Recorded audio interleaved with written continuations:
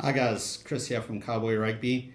Recently chatting to somebody and they're asking me just how well the Springboks have been doing since Rassie Erasmus took over, and conversation obviously got around to okay, yes, the Springboks have won two World Cups, the 2019, 2023, but how have they been doing outside of World Cups?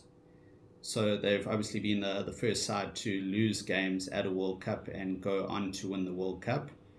Not sure that's the record you want, but still, win is a win.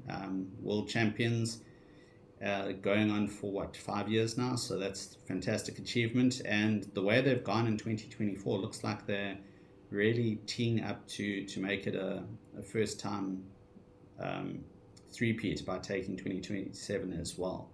He used 51 players this year. He's casting the net far and wide, giving people an opportunity, taking a look and seeing, really looking hard at what his options are and putting plans in place in case some of his frontline players don't make it through to 2027. There are obviously a few guys who are getting on now. Sierklis is 33, I think Peter Steff is 31, Etzebeth is about 32. We've already seen Inyakani getting pushed aside slightly. He's been replaced by Gerard Steenkamp. And obviously, Steven Kitchoff has had his neck injuries.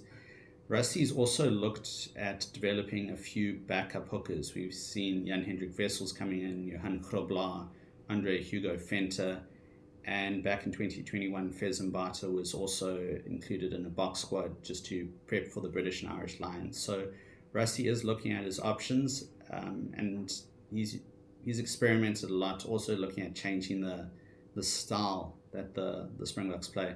And there's been more of an emphasis on winning games this year.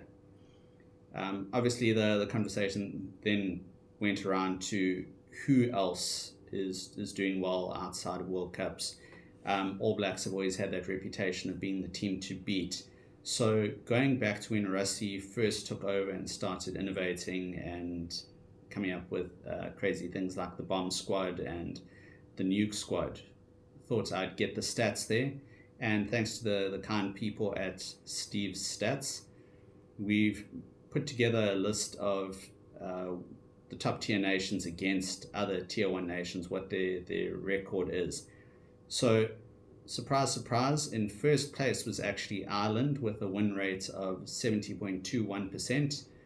South Africa were next with 65.45%, and after that was New Zealand with 64.62%. So that aura of invincibility that New Zealand always had about them has faded slightly since the class of 2015 moved on. That was your Richie McCaws, Man Nonu, Conrad Smith, Dan Carter's, Kevin Mialamu, and New Zealand have looked a little bit vulnerable, even more so now with Razor taking over and trying to implement a new game plan. We've seen that takes a bit of time. But then again, you look at the two games against the Springboks and they weren't far off. Bounce of the ball here, one or two decisions, and they would easily have won those games. So New Zealand definitely have an opportunity come 2027. And they've unearthed some great talents in Cam Roygaard and Wallace Satiti. I think they're going to go from strength to strength and really be a force come the next World Cup. And yeah, just made for some really interesting reading. You see how things go in cycles. New Zealand went down a bit, the Springboks went up, and now that the Springboks are aging a bit, could it be New Zealand coming back, or are Ireland going to come top of the pile? Let me know what you guys think in the comments below. Would love to hear your thoughts on what those win ratios actually mean. I was quite surprised to see Ireland top of the pile. And yeah, they've never made it out of the quarterfinals, but could 2027 be the year that Ireland come right and go all the way? Let me know what you guys think below. And please hit like and subscribe. Thanks, guys.